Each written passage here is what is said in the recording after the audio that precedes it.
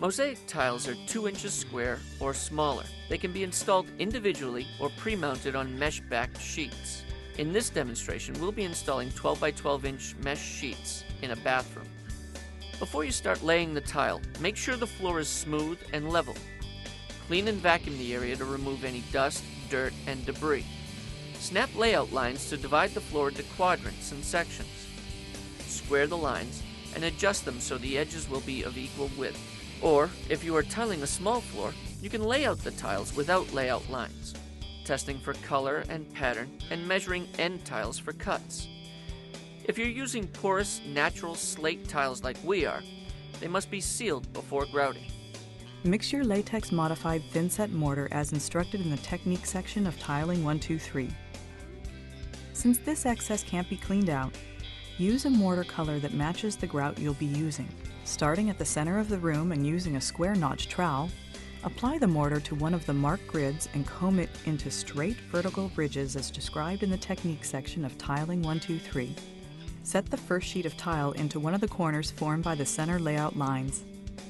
Press it into place by placing a small beater block on it and tapping lightly with a rubber mallet. Lift the sheet and check the bottom. The mortar should cover the entire surface. If parts of the back are bare, recomb mortar with a trowel with a larger notch before resetting the sheet. Reset the first sheet and install the second sheet. Press both sheets into place with a beater block. Make sure both sheets are flat and at the same level. Also check that they're properly aligned with each other. If one sheet is a little crooked, all the sheets you put down after it will be crooked too. Keep laying sheets the same way. Make sure each is flat, level with the other sheets around it, and properly aligned. When you finish with one section, lay down mortar for the next. As you work, use a damp sponge to wipe off any mortar that gets on the surface of the tiles. Continue tiling until the floor is complete. Once all the tiles are in place, let the mortar dry completely. Each type of mortar has a different curing time. Be sure to follow the manufacturer's instructions. Grouting is the next step in the tiling process. Grout fills the space between the tiles. Grouting is messy, so be sure to properly cover any areas that you don't want to get dirty. Using a margin trowel, mix the powdered grout with liquid and apply it. Skim the excess grout off with the edge of the float. To avoid digging into the joints, move the float diagonally across the tiles. The grout will set up in about 5 to 15 minutes and have a putty-like consistency.